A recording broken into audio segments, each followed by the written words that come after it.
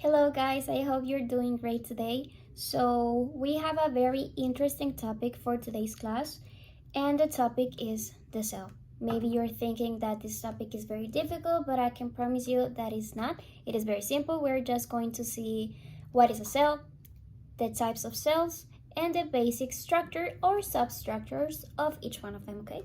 So first of all, we need to know what a cell or what are cells, okay? So, cells are the basic structure of all living organisms. They provide structure for the body, they take nutrients from food, and they carry out important functions that we're going to see later on, okay? So, now that you know what cells are, you may remember from the previous video that you saw that there are two different types of cells, okay? So, we have the prokaryotic ones that are only found on bacteria, and the main part of it is that they have an undefined nucleus. Actually, they just have like a circle strand of DNA that's the undefined nucleus, and they're unicellular. They have an asexual reproduction, and every new cell that is created has a whole different organism. This is just for prokaryotic cells, remember that, okay? So now talking about the eukaryotic cells, they have the defined nucleus that is like a circle, and they are just found on humans, plants, or animals. They are multicellular, they have a more complex internal structure compared to prokaryotic cells, and they have a sexual reproduction, okay? Remember that they are just like basic characteristics of each one of the cells. And now we are going to talk about the basic structure and functions of each one of them, okay? These components work together to maintain cellular homeostasis and perform activities for essential life, okay? So if you don't know what homeostasis is, you can remember it as any self-regulating process by which biological systems tend to maintain stability. Just self-regulating process that helps maintain stability. You can remember it as as simple as that, okay? So the first structure that we are going to see that prokaryotic and eukaryotic cells share is the cell membrane, okay? So the cell membrane surrounds the cell and is a selective barrier between the inside and the outside. Its main function is to control the passage of substances such as nutrients and wastes, okay? You can see it as simple as this. The cell membrane is a man that is standing outside the club. This man knows which person can come in and which persons cannot. So you can remember it as that. It is a man that is outside the club, that is a cell membrane, okay? And the cell membrane contains specialized proteins that facilitate the transport of molecules and cellular communication. Now, talking about the cytoplasm, actually, also it is from eukaryotic and prokaryotic cells. They have a cytoplasm. The cytoplasm is a gelatinous matrix containing water, salts, proteins, and other molecules. It is involved in biochemical reactions, energy production, and transport of substances. And this is very important to remember. This is just for eukaryotic cells, this information that I'm going to explain, okay? It is the intracellular space between the cell membrane, the one that is outside, and the nucleus, the little circle that I already told you, okay? So it's the cell membrane, the cytoplasm all around it, and then the nucleus. Then we have the ribosomes. The ribosomes are found in eukaryotic and prokaryotic cells. These are essential organelles for cell function and survival. They are found in the cytoplasm, and they synthesize protein from the genetic information of messenger RNA. Just remember, RNA is a part of DNA, okay? So ribosomes is where proteins are made, okay? Just remember that.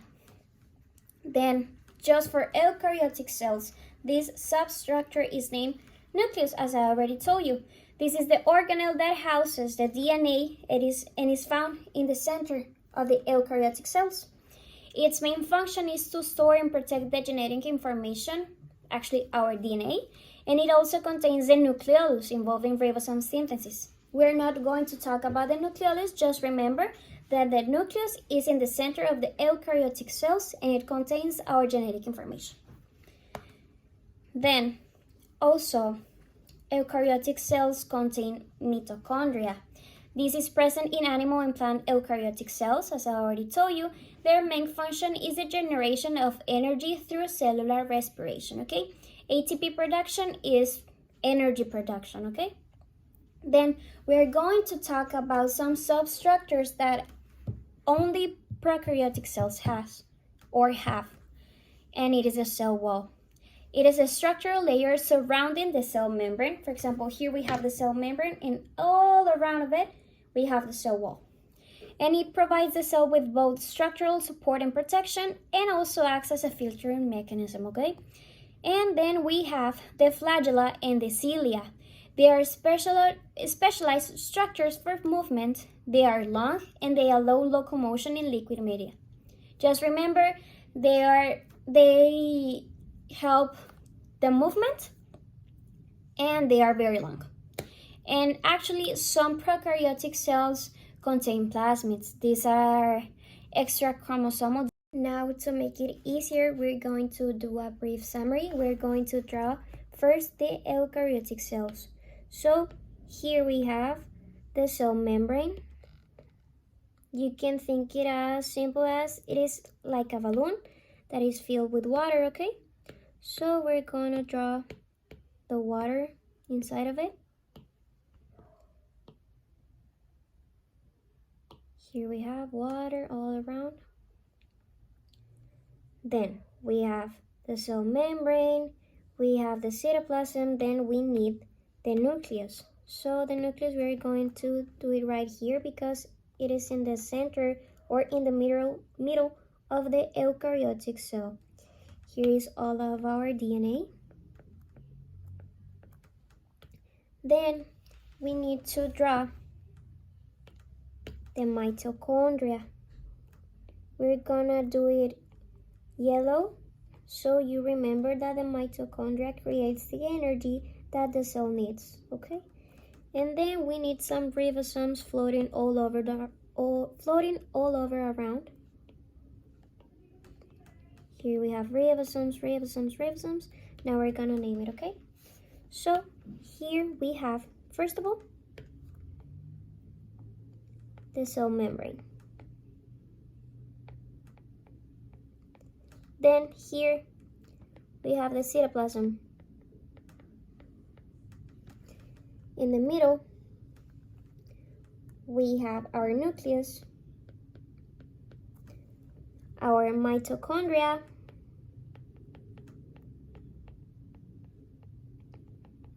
and our special ribosomes that create protein, okay? This is the eukaryotic cells. Then we're going to draw a prokaryotic cell.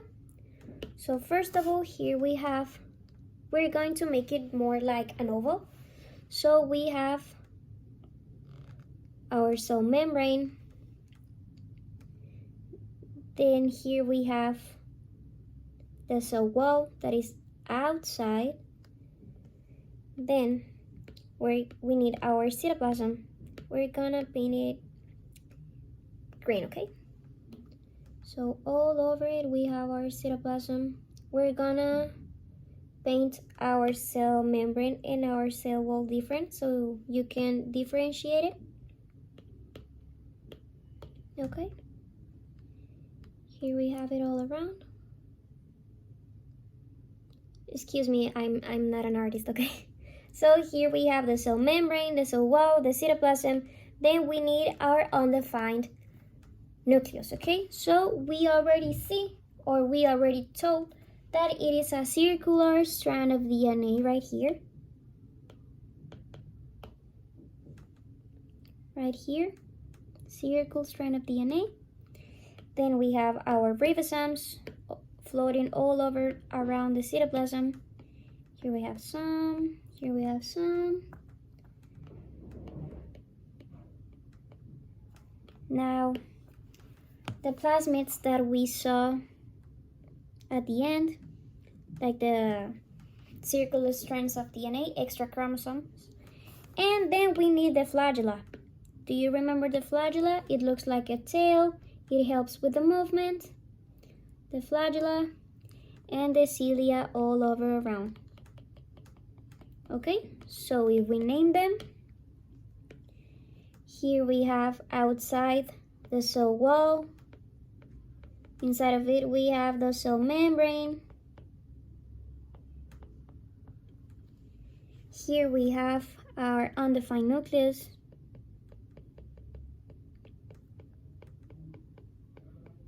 Our ribosomes. Here we have the plasmids, the flagella, and then right here we have the cilia. So I hope this can help you understand better this topic, and we will see you on the next class. Thank you.